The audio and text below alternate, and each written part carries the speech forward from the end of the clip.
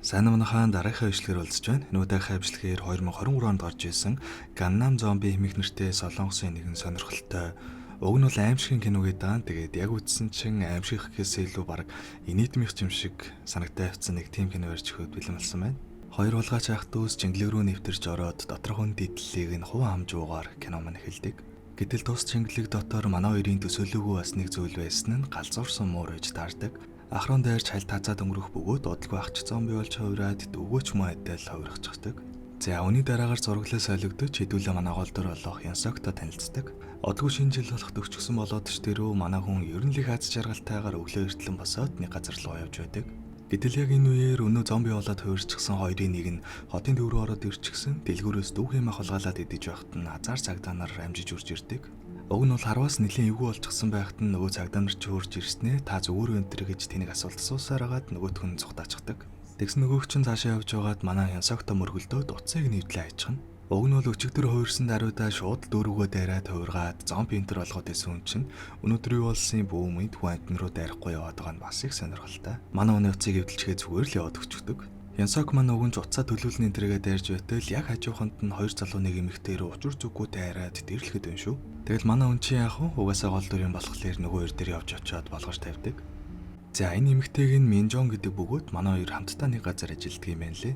Манай хүн чи өглөө эрт тосоод лад шаргалтайгаар нэг тийш яваад байсан нь краштайгаа хамт ажилладаг байсан болохоор ажил руугаа явж байгаа энгийн өдөр нь л ийм аз жаргалтай байсан юм байна лээ. Манай Хянсог болохоор дулааны спортоор хичээлдэг байсан бөгөөд одоо бол ютуберээр ажилладаг, Минжоны хувьд бол эдитерийг хийдэг. Манай хоёр дээр нэмээд захирал болон бас нэг туслах жүжигчин гээд нийтдээ дөрвөлөө ажилладаг бөгөөд янз бүрийн зодооны сонирхолтой бичлэг хийдэг юм байна лээ. Гэхдээ манай эдийн сувг нь ерөн жоохон амжилт муутай байгаа бөгөөд офисийнхоо дүрээс ажилчдынхаа цалингааш тавьж чадлаггүй нэлээд хэдэн сар болчихсон байдаг. За энэ хооронд дөрвөн манай хүнтэй дайралтчгаа зөв зүгээр яваад байсан өнөө зомби чинь өөр нэг хүнтэй даралтангуудаа шууд дайраад хазчихдаг. Бас гол төрлөгөө дайрж болохгүй гэдгээ мэдээд байгаа юм шиг байгаамаа. Гэхдээ нэг асуудал нь өнөө зомби чинь яг манай эдийн офиснд байрладаг барилга руу явж ороод баахан хүмүүсийг зомби болгож эхэлдэг. За яг энэ үеэр нь барилгын эзэн нь шалгалт хийгээд явж байхдаа нөгөө зомбинуудтай таарлах бөгөөд хоёр хамгаалагчийн нэг нь зомби дазуулчаад цаас зогтож байгаад манай эдийн офис руу ороод ирдэг. Ядчахт энэ эзэн нь барилгын үнэ унчгаж магадгүй гэж бодонгуудаа шууд барилгаа дотроос нь цоожлоод дээрээс нь цагдаа нарт хүртэл дуудлага өгөхгүй өөртөө зохицуулна гэж тэнэгтдэг. Тэгснэ өөрөө зохицуулж чадахгүй учраас манай эдгээр нөгөө зомбиг аргалж чадах юм бол дөрөөс авах боли их бөгөөд манай захирал бас нэг мангарын байж таарад нөгөө саналыг нь зөвшөөрчдөг. Төрөөсөө ч төлчих юм байна. Дээрээс нь бичлэг хийж чадах юм бол совгоо хүртэл хөгжүүлээд давхар боломж олдлоо энэ төр гэснээр манай хэд нөгөө зомби тань үзэлцгээр гарцгаадаг.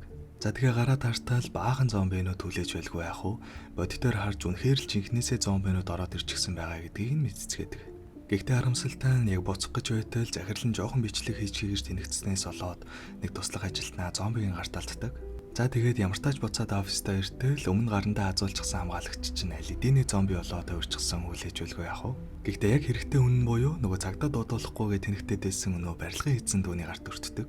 За тэгээ хамгаалагч зомбиг аргалж хаад яг гараад иртэл өмнө хазуулсан нөгөө туслах ажилтан зомби болчихсон гинт дайраад нөгөө захирлыг наацчихдаг. Ингэснээр эцэст нь бүх тэнэг дөрөв дөхөж манай хоёр л амьд үлддэг. Гэхдээ сүүлд дайрсан зомбинаас олж уцаа офистаа орхиод гарчихсан бөгөөд дуудлага хийхин тулд буцаад офис руугаа ирэх шаардлагатай болдог. За тэгээд яаж нэг зомбинууд дундуур зөөрж очих вэ гэж бодож байтал яг хажууханд нэг хөгжин байх ба түүгээр зомбинуудын харлыг татж байгаад очих оролдог. Төлөвлөгөөн амжилттай болж яг өрөөнийхөө урд иртэл нөгөө захирал туслах хоёр нь байж таарах бөгөөд Минжоны тусламжтай ялаад ямартаач өрөөрөө орч чаддаг. Гэхдээ харамсалтай нь түрүүн баахан зодтолцсноос болоод хамаг утаснууд нь эвдэрчихсэн байж таардаг. За тэгээ яах вэ гэж зогсож байтал нөгөө хамгийн анхны зомби бас манай хоёрыг олоод хүрээд ирдэг. Гэхдээ яг хуу манай Янсокийн дулааны чадвараар асуудалгүй ялаад зугтааж чаддаг.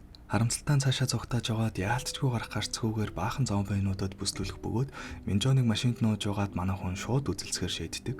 Хэдий гол дүрч гисэн арай дэндүү олоолаа байсан болохоор яалтчгүй бүслүүлээд эвгүүтдгийн даваан дээр Минжон гарч иж утаа цацснаар аврагддаг. За тэгээ цааш сухтааж байгаа зогсоолоор дамжаад яг гардгийн даваан дээр дахиад л нөгөө анхны зомби гараад ирдэг. Яах вэ хөөрхөн сүүлийн бос гэдэг утгаараа бас ширээн дулаан болсны эцэст манай хоёр дахин нэг удаа ялдаг. Гэхдээ харамсалтай нь яг ялчхаа цааш явж байтал ханаас ч нөгөө барилгын эзэн гинт гарч ирэнгүүтээ манай Хянсокийг хазчихдаг.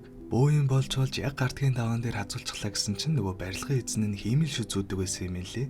Тэгэхээр яг ерөнхийдөө аюулгүй л гэсэн үг. За ингэснээр ч эхнээсээ эцэст нь манай хоёр аюулгүй барилгаас гарч явгаар кино манд дуусдаг. За нэг ийм кинонд манайхаа тэгээд та хэдийгийн балаа кино үзэж алтан цагаа өрхөөс чинь сэргийлсний хариуд дараагийн юмудаа дараараа дараагийн хавьчлэр болцлаа. Түр баяртай.